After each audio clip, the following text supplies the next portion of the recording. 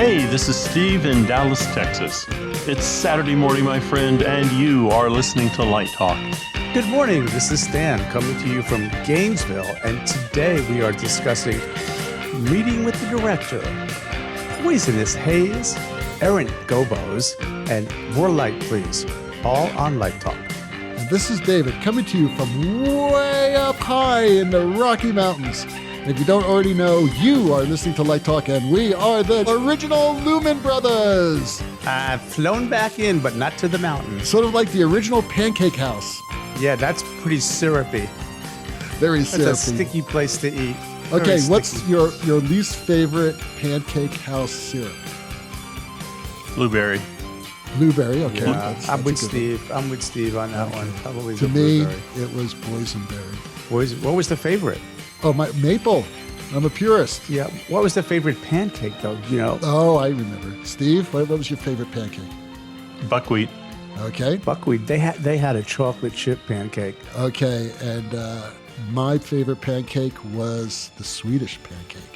They were very thin with lots of butter. Well, as you all can hear, Stan is back with us today. Hey, brother Stan, what's been going on? Hey, you know, I had a unique experience the other day. I sat down on the patio and I had a moment where I didn't have to do anything. And I went, whoa, let's just stop and think about that. For this whole day, there is nothing I have to do. I savored that. That was nice. But I do have projects, 5 of them, all running, and in different phases of development. So my creative juices are still active, and one of them is lighting. The other 3 are buildings, and so that's good. But and I'm trying to plan to travel. I'm trying to figure out how much it's going to cost to go to Washington and California and not break the bank and be out and do my sabbatical stuff. So I'm planning for sabbatical. That's right. You have a sabbatical coming up in the fall, right? I am. I'll be able to do more Light Talk. So all those other hosts, just back off. Back off, Zach. Back off, Ellen. Stan's back. Look out. Speaking of Ellen, she's sort of a big part of our news segment. And I'm really excited. I think we're really excited about that. But speaking of which, let's start off with news. That's right. There's been a lot of news this week, and some of them in the lighting industry that's more general, some very personal.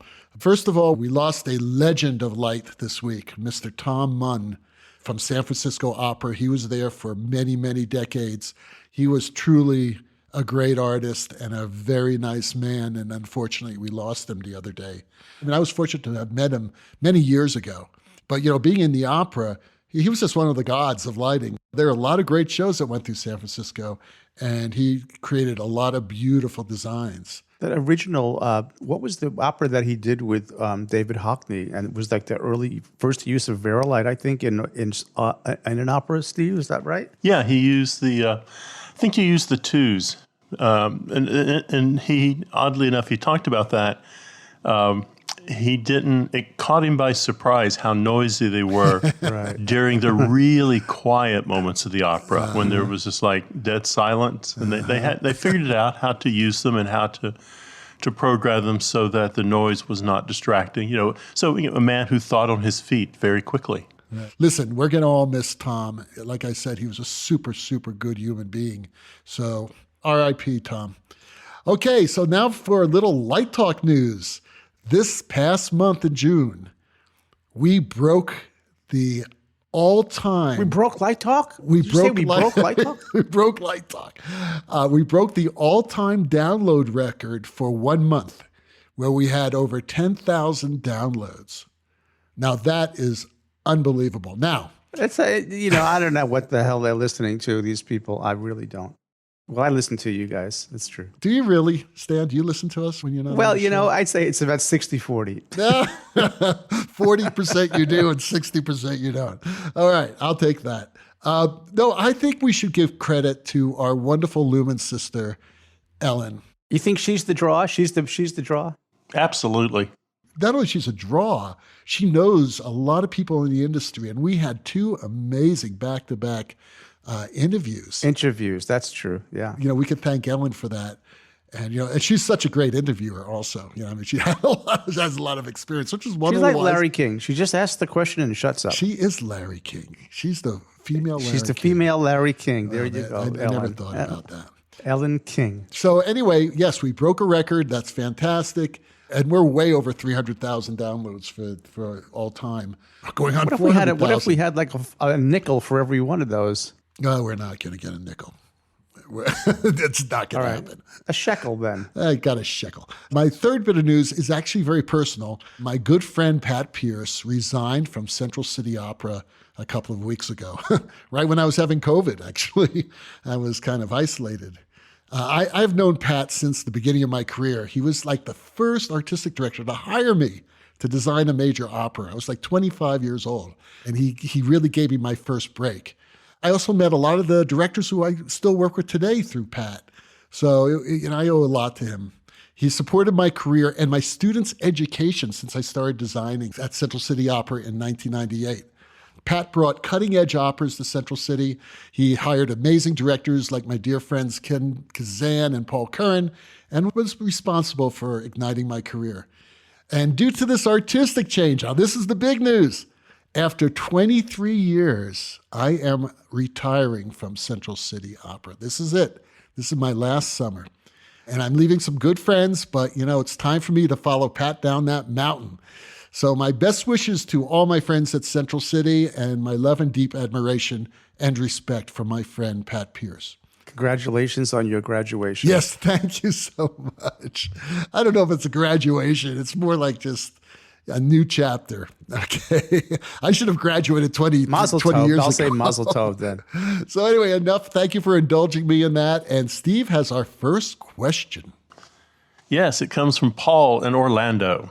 And he writes, I am trying to find a good budget haze effect. I was told to use a hot plate. And that's a warning sign, Paul. No. Red flags were going up all over. I was told to use a hot plate, an iron skillet, nothing good's going to come from this, and powdered Salammoniac or Salammoniac. What do you think?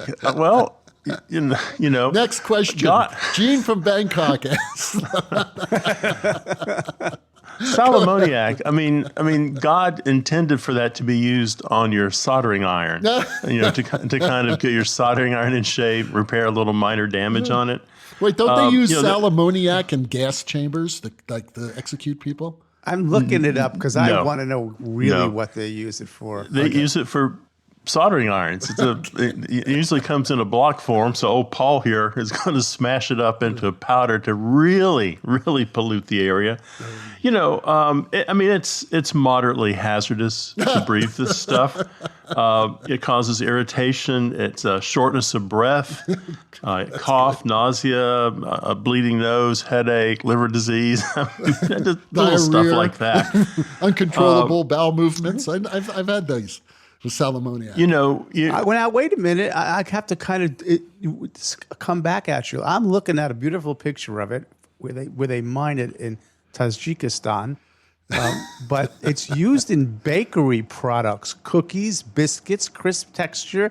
For its food grade baking, it's used as Salammoniac is known as a licorice, for instance, in salty licorice and other pastilles. But what's the difference between what you're doing and what Paul's doing? What they're doing is they're using it in baking.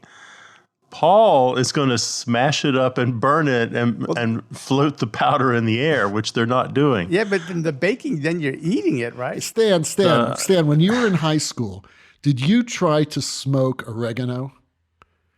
Because of course, didn't you? Because we did, and it was not good. And you eat oregano, so it's not a good thing. No, when I did something like worse. I smoked tobacco. A Tide Pod is good in the washing machine. It's not so good in your stomach. The problem is that that floating haze poses respiratory hazards. So it's headaches, eye irritation. this is just nothing good is going to come from you on a hot plate and a cast iron skillet burning Salammoniac and then running around the stage with it trying to get it dispersed. I think we have to work past things like good budget or cheap or I don't have any money. I think those days are gone. If you want some guidance in this, the Actors Equity Association website, it's right there, and they even put a little paragraph up at the very beginning, and it says, "Please remember that no haze, smoke, e-smoking, and vaping with glycerol or any glycerol products may be used unless it's included in the current AEA study. When creating effects with dry ice, liquid carbon dioxide, liquid nitrogen, vaporized water, and other substances that are not listed in the study, please contact AEA for guidance on that." So yes, I'm sure in the 1920s and 1930s, people were using Salammoniac and getting all kinds of wonderful haze on the stage. But those days are past us. We now understand the dangers of some of the things that we have done. I mean, even taking a look at a lighting fixture, the pigtail coming out of the light used to be asbestos. Now, I mean, that type of asbestos is not the type of asbestos that people were worried about in regards to taking walls down and floors up in buildings. But it's still not a good thing to interact with, so it hits the ban list. So I would not do this. Your friend has a bad idea. Bad idea. I'll say one quick thing. Jerry Lewis would say, "Don't suck it." Okay, don't suck it. Okay, I got to tell you, Steve, when I started at the Miami Opera as the resident assistant, we used Salammoniac and heater coils to create haze. And what's happened to your hair? What has happened to your hair? My hair is the least of my problems right now. No, I remember that. I remember getting the heater coils and doing the same thing. There was a cone, right? It was like a ceramic cone with a coil around it. The theatrical suppliers sold it. We used it too. There was no haze machines. Okay, here's the problem, okay? Because we used it for about 2 years. And whenever we would use, and for opera singers were breathing this crap, okay? I couldn't believe it. And I won't mention names, but the designers specified it because I don't even think there were Roscoe fog machines back then, were there? Well, no, it was just so cheap. Well, an iron lung's not cheap. So, unfortunately, yeah, people... but you're overstating it. It's not as toxic. You never used it, Stan. Have you ever breathed it? I did. We did. Did you suck on it? I mean, did you actually bring it into your lungs? I put my mouth right over that cone, inhaled it directly. No, what I'm telling you is that. So what's going to happen? Let me just do my Stan imitation for a second. Suck on the Salammoniac, damn it. Your Honor, I didn't think they would take me seriously, ma'am, when I told them to use this at the high school musical. Kids, don't do it. Don't do it. That's all I have to say. It's not as toxic as you're making it out to be. Right. But to use Steve's analogy with asbestos, let me weigh in on that one. So asbestos is absolutely a carcinogen. It gets into your lungs, no question about it. Now, it has to be, according to OSHA, well, whether you want to believe the government or not, most of the time on this stuff I do, it has to be in what's called the friable state, which means that it's breaking down and floating in the air.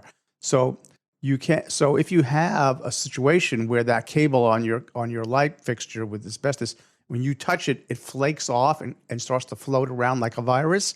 That's bad.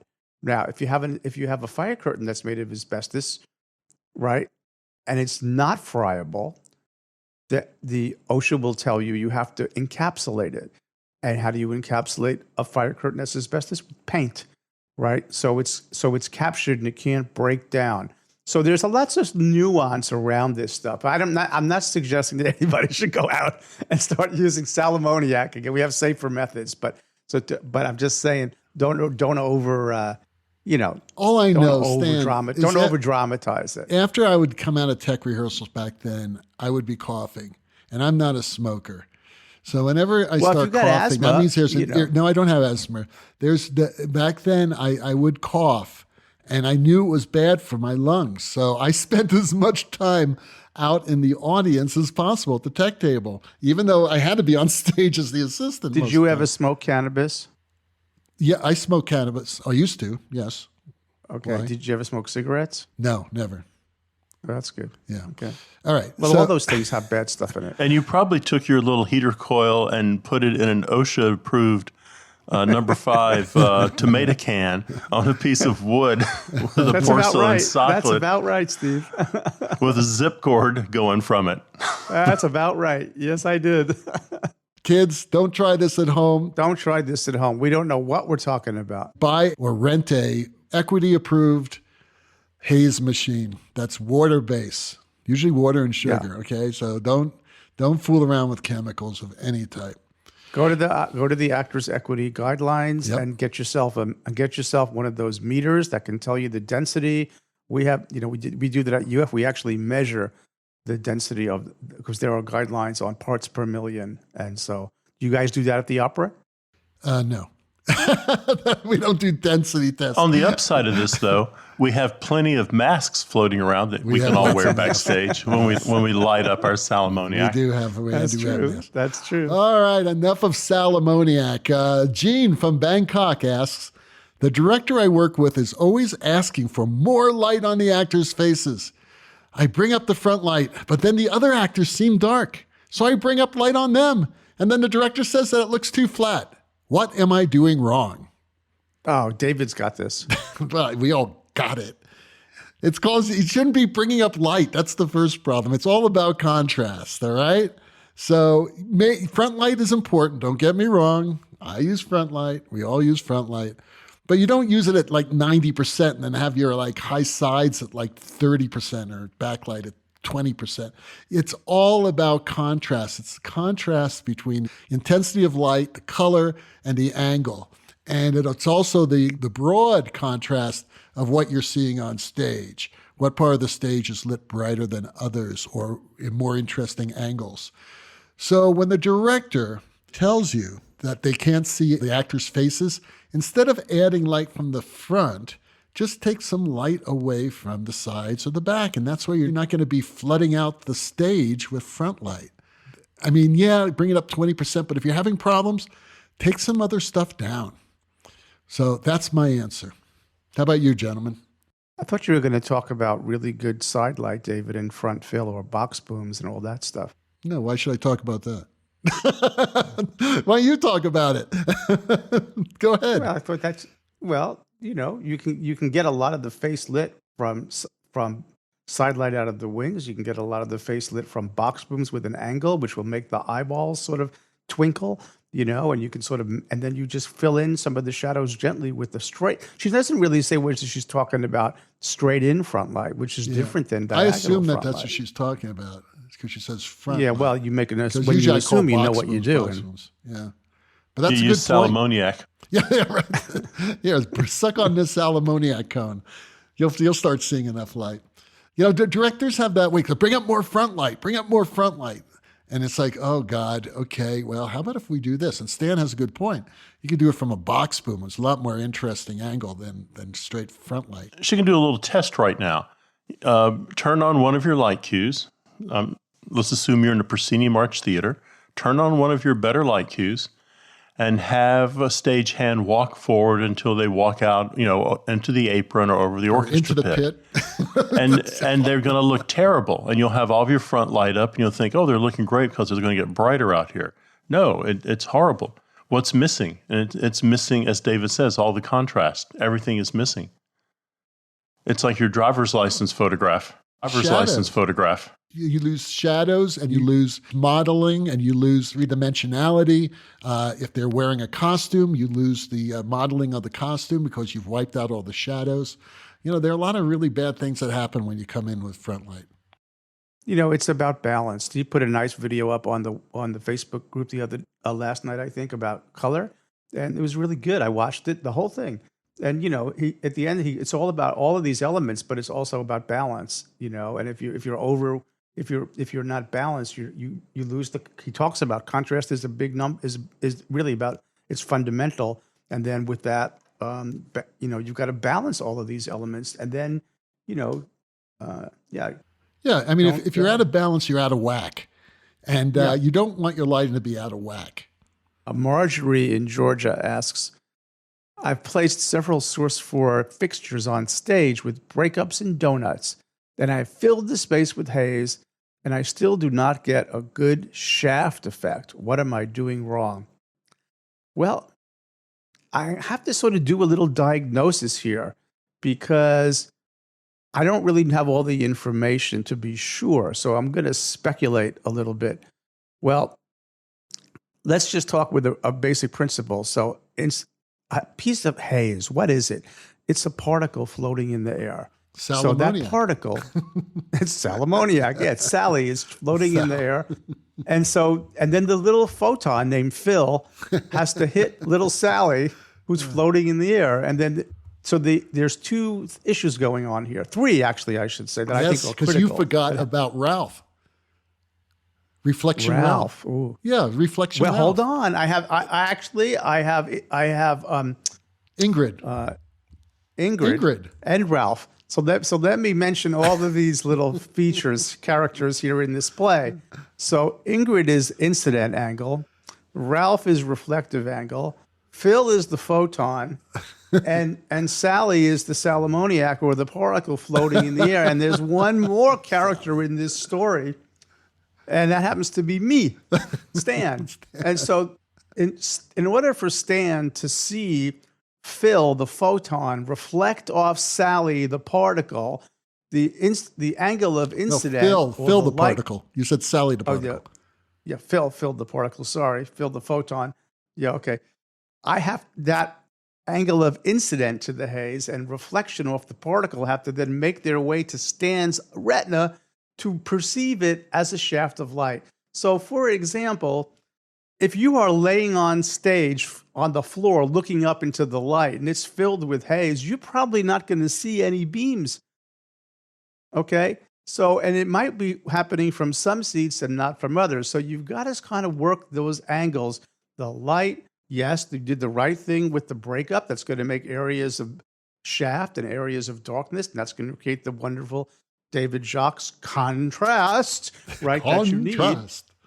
Right, you got to have that, right? But you've got to consider the angle of your audience relative to the incident angle of your light bouncing off the particle of haze. Now, there's a lot of variables in that mess I just threw up here, but I think I've got all the characters floating around now. You forgot one. One. Which one? It's a very important one. Yeah, I bet. Alfred of altitude. Because altitude. Because what happens with haze a lot of times, and this is why I don't like using haze, is that the haze usually drifts up, or let's say you got an even coverage of haze. Well, the light, as we all know, is strongest at the source and slowly loses energy as it comes down, which means that the brightest part of that beam is going to be very high, which also means that it's going to draw the audience's attention, frank focus, up toward the top. And we want to be looking down at the actor and not at the top of the stage.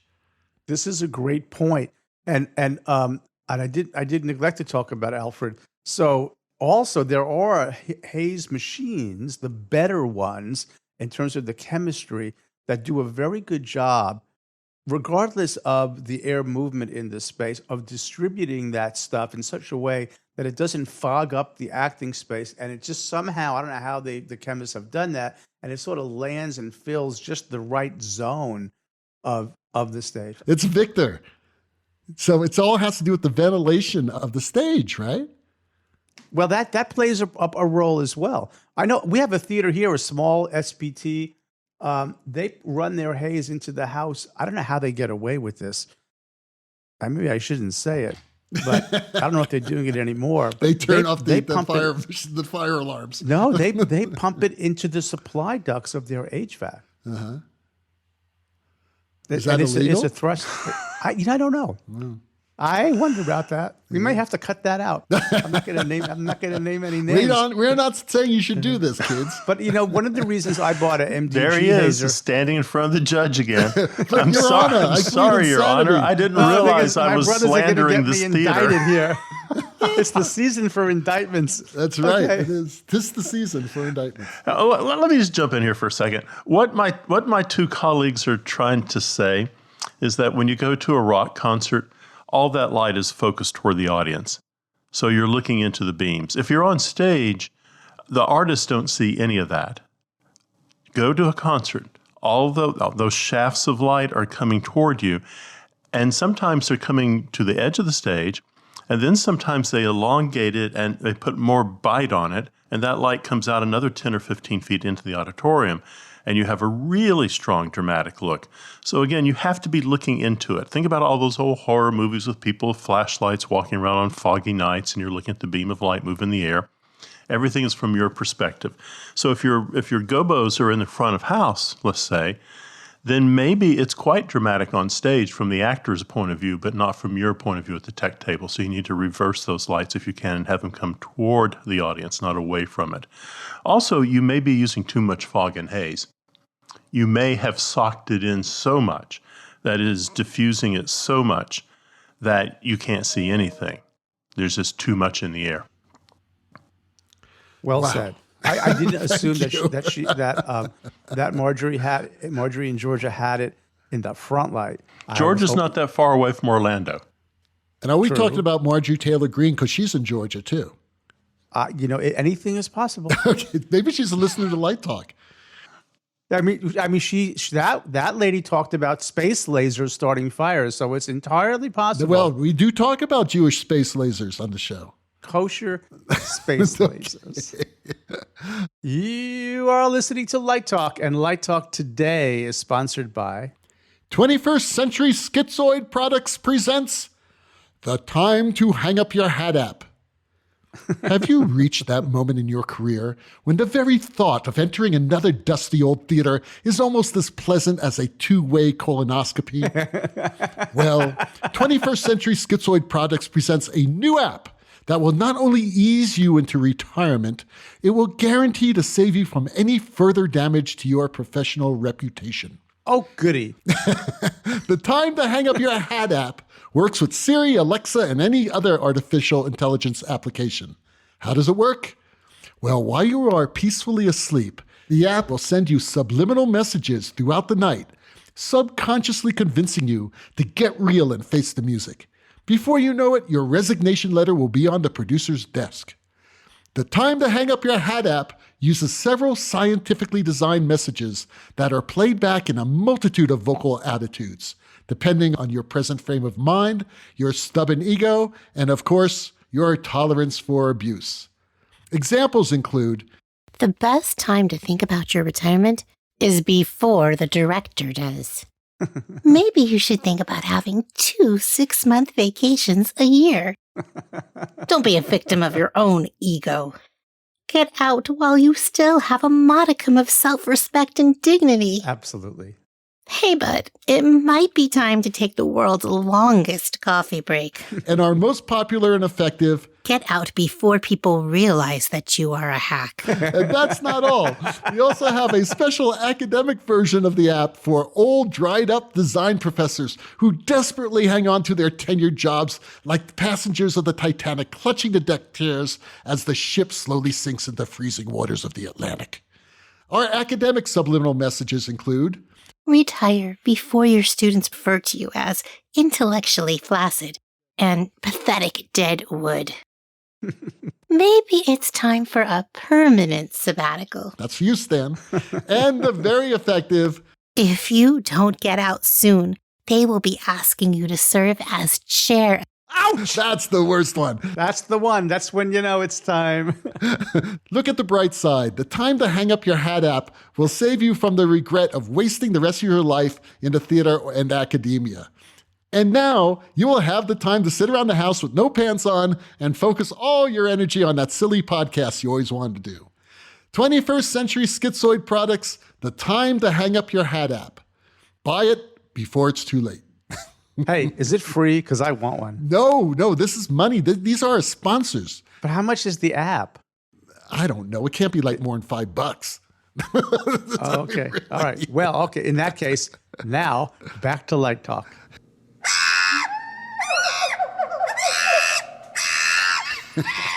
Well, the sounds of those rabid monkeys means that once again it's time for Let's Talk About.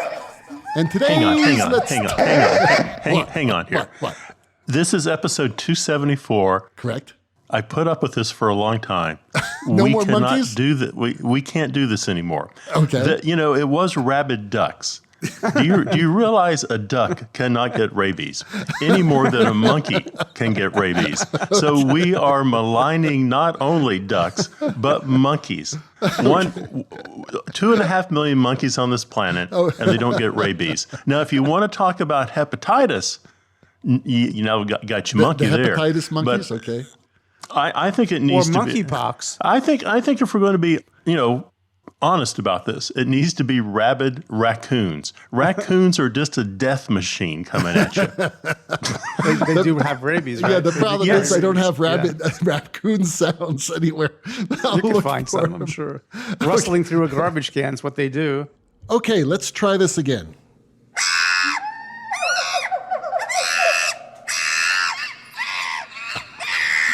Well, the sounds of those insane monkeys. Can they go insane, Steve? Yeah, an insane word. Okay, that's or good. hepatitis. That's like the Crazy Eddie commercial. This is going to be the longest monkey sound we've ever had in our lives. Well, the sounds of those insane monkeys means that once again it's time for Let's Talk About. And today's Let's Talk About is all about how straight is your pipe? Well, Or okay. multi-point rigging. What the hell does that mean? I'll tell you what it means. We're talking about today hanging fixtures and hanging locations that aren't perfectly vertical or perfectly horizontal.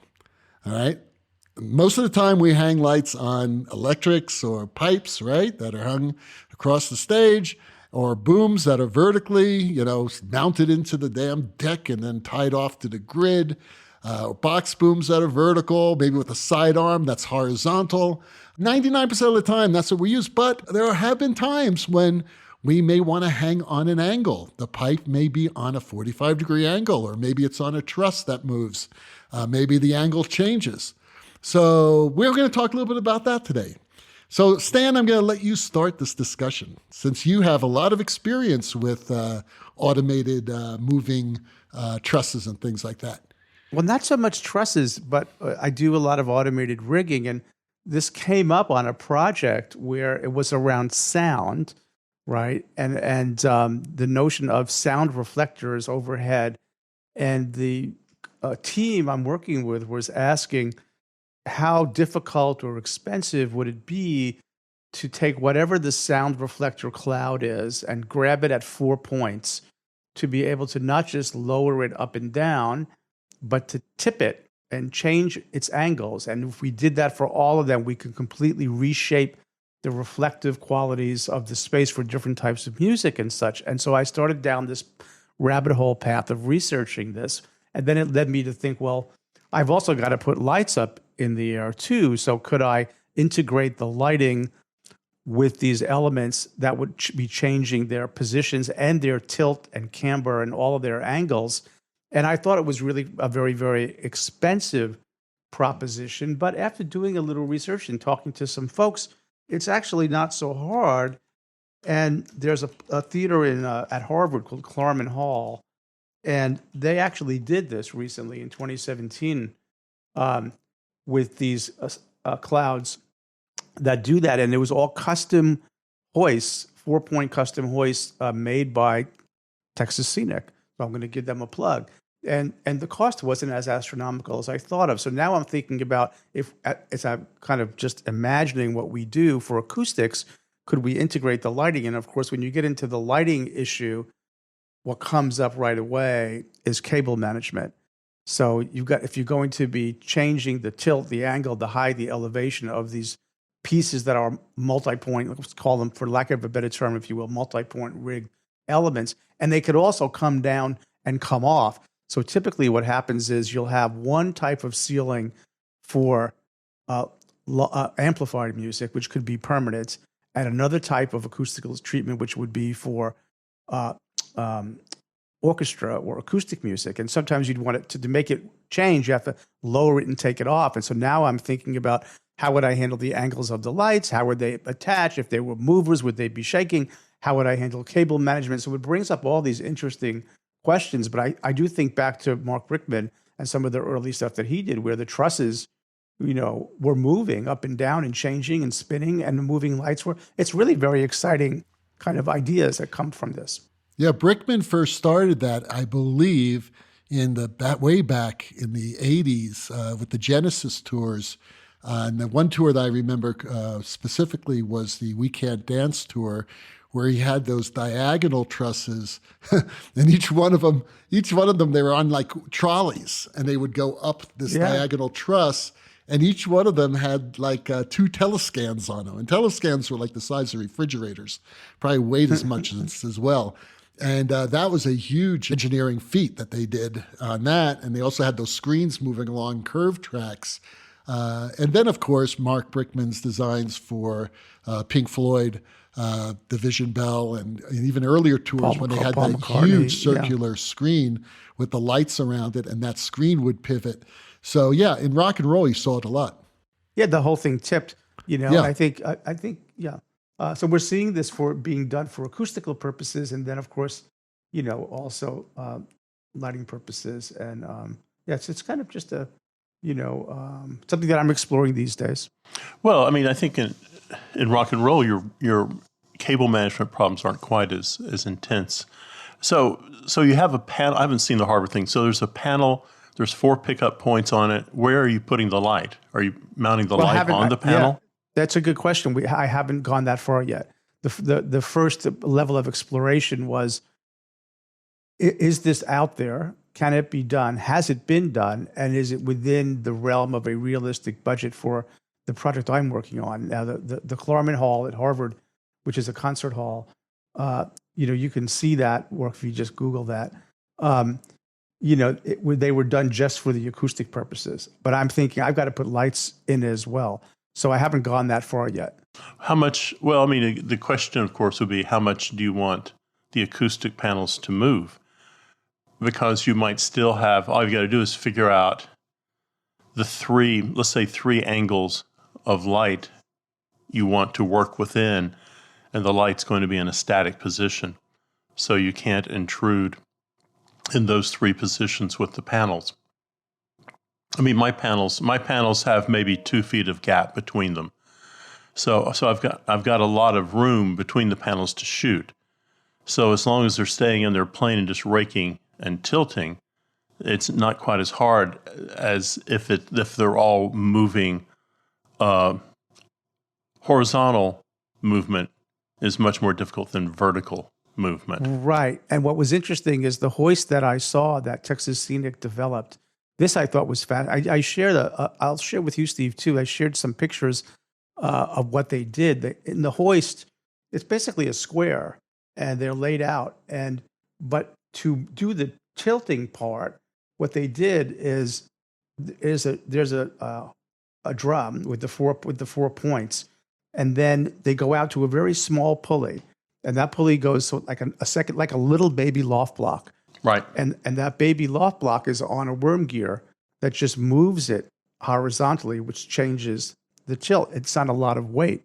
So those were not designed for light. So your point about interspersing the lighting equipment between the panels. Right now, I'm just waiting for, of course, there's a professional acoustician involved who's going to basically, weigh in on, I think he's driving the question about can we make them dynamic or reconfigurable? And then that's falling to me to sort of figure out how. And now, so I'm researching that and found out that it was done at this one. I think it's being done. So the tipping, front to back is easy. The 4-point thing is much more complex. Well, I mean, it's unlikely that you would move this during a concert. It's unlikely Yes. you would start them in a position, then reposition them for the piano solo, then reposition them for something else. Correct. So it seems like if you just built your panels, whatever that size is going to be, let's say 8 by 8, you could still use 4 points of movement. Motor control can handle that easily, and you just have a light attached to the superstructure that holds the acoustic panel. So the light wouldn't move independently of the acoustic panel, it would move with it. And then you'd use moving lights to get your different angles of attack. Yeah, perhaps. I have to wait and see what they cook up with this whole ceiling idea. But yeah, I haven't thought that far yet. Right. But Yeah, you guys are really getting fancy. You know, back 10 years ago, I did a show called Lulu. There were some skylights above this huge set designed by Kevin Knight. And I wanted a light to be above the skylights that would travel all the way across the stage. So we stuck a moving light basically on a truss, and then working with the technical director, we were able to figure it out and change the angle and all that other stuff, but it was all manually controlled. So you don't need a lot of money to do this, but it's got to be done safely. So my advice to you is to go ahead and make sure that you work closely with your riggers and your TDs and your master electricians to figure out how to deal with the movement. And as Stan says, how to deal with cable management. That's very important. And when I was talking to Stan about this earlier, I said, hey, man, you just get battery-powered lights, right? Do everything by Bluetooth. But I don't think there are lights powerful enough yet. It surprised me that Clermont Hall, where they did, which is much bigger than the space that I'm working on, it was just barely over $500,000 in this really large hall to do this. But their lights, unfortunately, were not integrated in the way that Steve suggests. They're just hanging there separately out in a very elegant space. And I was like, with all these PIC lines, and I did not find that to be, acceptable, because I think it ruins the elegance of this, the beauty of the hall. If they're going to spend that much money, why not add a little more? Yeah, I think that could have been thought through a little bit better in terms of the integration of the lighting equipment with particularly in Clermont, which I've just learned about just the other day. Okay. Well, anyway, work with the people. If you don't have the money, you can do this. You can actually, like I said earlier, figure out a way of doing it, but it's got to be safe, because whenever things start moving and you've got a lot of weight on them, it's like what? Drone Focus Deluxe. Once we figure that out, we can stop doing light talk and we can all retire. So we got to figure that one out. And then what are we going to do? I don't know. Sit around with no pants on, I guess. Okay, so Steve has our final question of the day. It's Roger in Pennsylvania, and he writes, how often do you meet with the director during the design process? Well, a lot. I think meeting with the director, where you go wrong is that you meet with the director on a Monday, and you guys talk about the show a little bit. And then someone says, well, let's meet in a week. I think there's the first mistake. I think you don't meet a week later. I think you meet the next day. I think meeting with the director is often, and it's keeping the ball moving forward. And when the director says, how are we going to handle the third act and this and this and this, I want to be able to say, let's get together tomorrow. Let's think about that tonight. Let's talk tomorrow about it. Let's keep this moving forward, as opposed to let's take a week off, because we usually don't need that much time to come up with some ideas about how to solve a problem.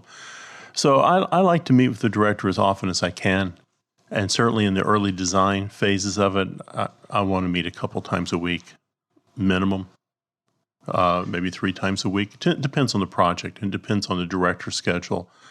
But most shows, I suspect, even in college these days, I suspect you have about a 6-month lead time. You probably are assigned a show. If you're in school, you're probably assigned a show in September that you're going to be doing in February. So it's not last minute stuff. So I would meet with the director more than less. What about you two? I think I have like an internal clock where I kind of go, I haven't talked to somebody in how many days? And it's like I need to just touch base, because I think they're evolving and I'm evolving and I'm thinking and they're thinking. And if we go too long without touching base. I agree with Steve, like 2 to 3, every couple of days. Hey, what's up? Even if nothing's changed, but I think that constant contact, not to be annoying, but I have like this, okay, I haven't talked to them in 3 days. I better check in. I think that's right. And that's on any project for me. I mean, I was supposed to get a model on yesterday on a project, and today I don't have the model, and that was not a deadline, but it was sort of, you'll have it on Monday. I didn't show up on Monday and then they called and said it's going to be like Tuesday. Today's Tuesday. I'm not going to bug them, but tomorrow I'm going to say, is everything okay? Because it's been quiet too long. Well, let's be real. Unless you're working with a really close production team that you've been working with for a while, chances are that the lighting designer is going to be one of the last people who the director is going to meet. Because that's true. They are going to be meeting with the set designer and usually come up with the concept and come up with a direction and maybe even come up with the set before you've been asked your opinion. And you didn't know anything about it. It's a big surprise. I used to hate that. It doesn't happen to me anymore because I only work with very few directors who believe that I'm a valued part of the development of the design. So, I agree with Steve and I agree with Stan in the perfect world, but in the normal world, usually what happens is that you don't meet with them until, usually they basically say, hey, are you available to do the show? I'm going to suggest you do. Yeah, of course. Okay, great. And then you don't hear from them for a while, and then you get the contract, you do that, and then all of a sudden, the set's been designed. So that's not a great thing. And then you're playing catch up. So, I agree as much and often as possible. And with the few directors I work with, that's the way it really works. So thank God for that. You like to play on Team Normal, don't you? Yeah, I'm not on Team Crazy. I am on Team Rabid and Team COVID Brain right now, but not on Team Crazy. So, hey, guess what? In the background, you hear the rocking sounds of the Luminoids, and that tells us that once Here they are again. They're back again. Those crazy original Luminoids. Another morning listening to our Crazy Light Talk podcast. You can hear our show on Spotify, iTunes, Google, YouTube, LiveDesignOnline.com, Amazon Prime Music, and just about every other podcast site out there. Check out our website on lighttalk.org, and be sure to follow us on Facebook and subscribe to our podcast. Be one of the hundreds of thousands of people who download this crazy thing. That way you will not miss a second of Light Talk insanity. No guarantee is offered regarding the accuracy of any statements or opinions made on this podcast. However, especially rigging ideas. And Salammoniac. Stay away from that stuff too, because we don't know what we're talking about there. But in case you decide to litigate us, the law firm of Flex, Block, Flare, and Glare and their paralegal Sneet will defend us until those retirement funds are completely gone. Light Talk is written and produced by the Lumen Brothers, coming to you from Central City, Gainesville, and the Lone Star State. And be sure to join us next week when we talk about more lighting shenanigans and serve you a big heaping from our casserole of nonsense. We have a big cabinet of that, don't we? Yes, we do. Talk, broadcasting questionable Lumen knowledge and a little bit of humor around the world. So we'll see you all next Saturday morning. Bye-bye from Light Talk.